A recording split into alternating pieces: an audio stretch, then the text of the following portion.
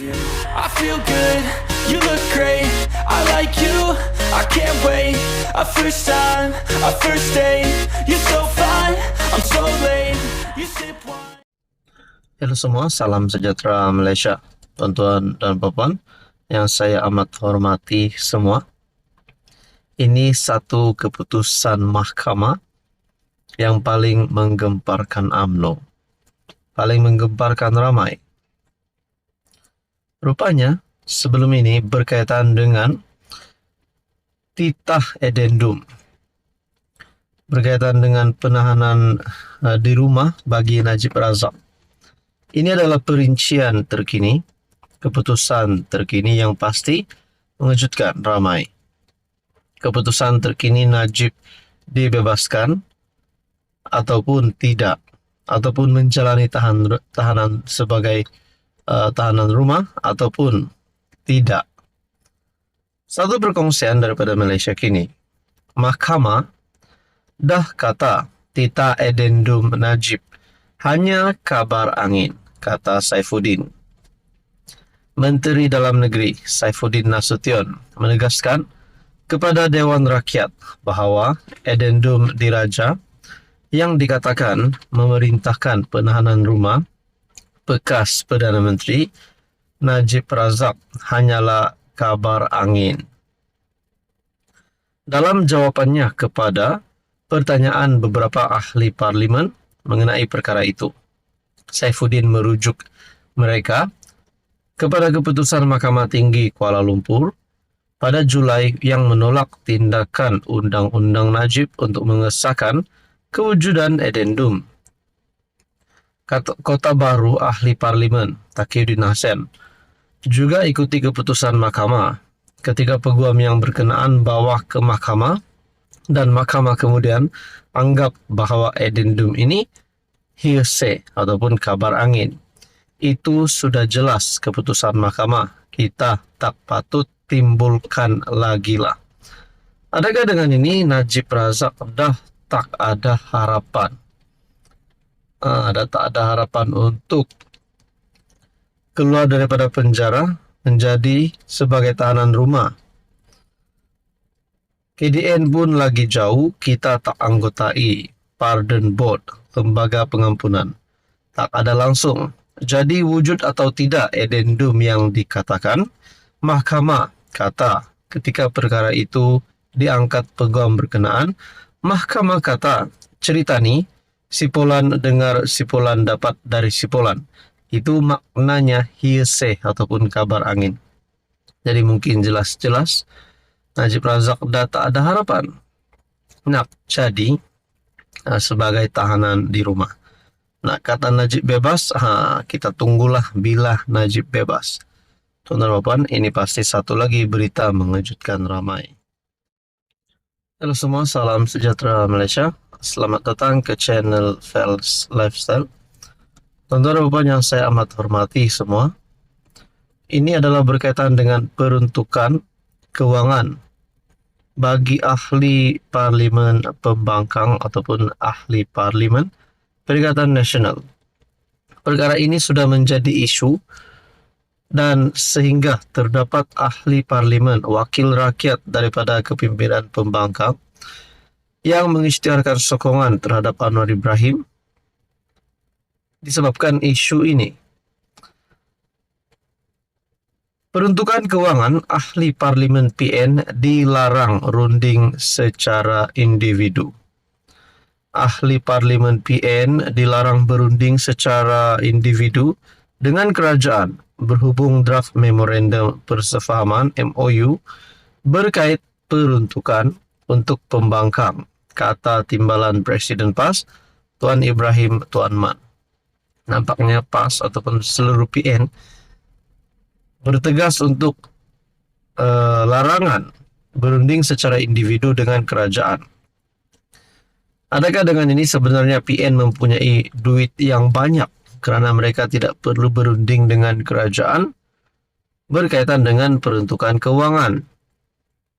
Adakah ini menjadi satu penyebab kepada PAS ataupun PN kehilangan undi kerana mereka tidak mempunyai sumber kewangan daripada kerajaan? Dan seterusnya, tidakkah ini akan menjadi kalau orang kata pisang berbuah dua kali. Sebelum ini ada 6 wakil rakyat, 7 wakil rakyat bersatu yang mengalihkan sokongan menyokong kerajaan perpaduan. Adakah selepas ini ada lagi wakil rakyat daripada PN, PAS bersatu yang akan berpaling tada? Hanya disebabkan peruntukan keuangan.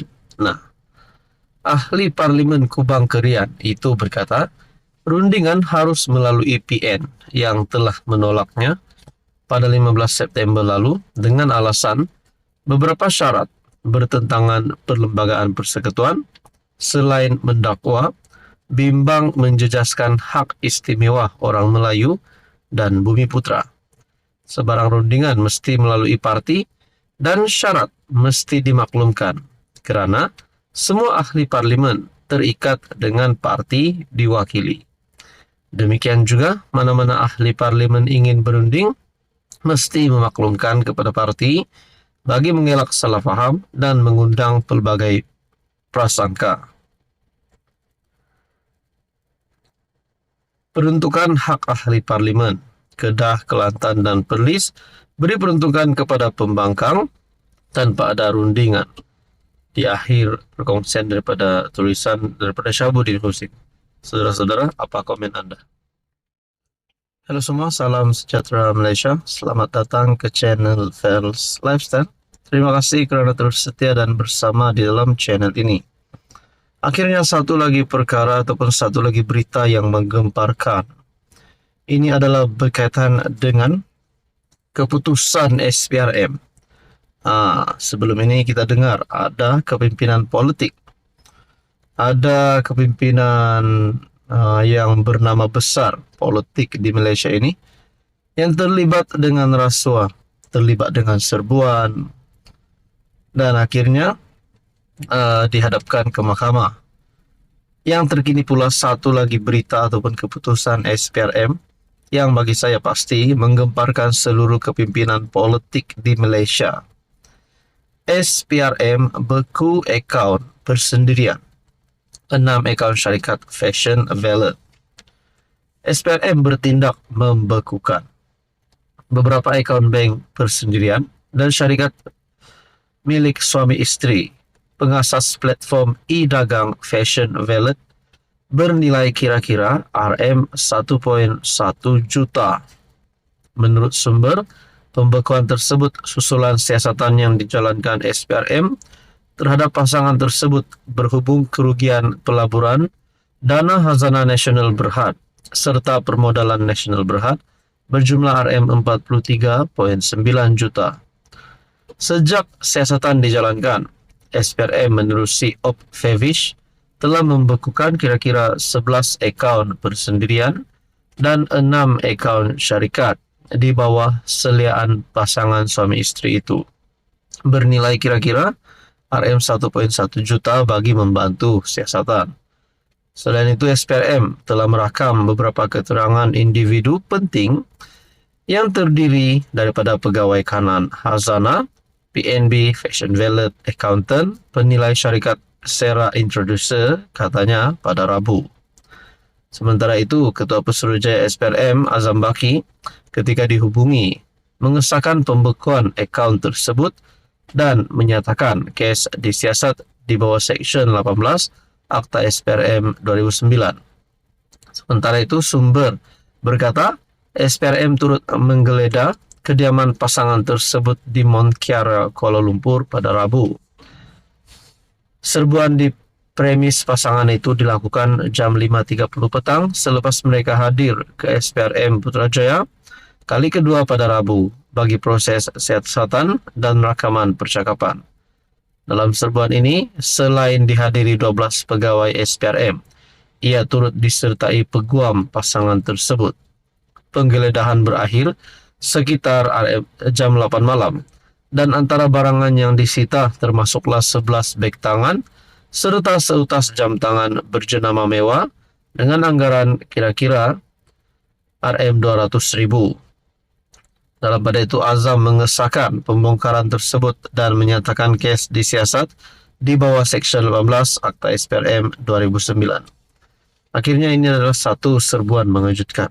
Saudara Bapak, apa komen Anda?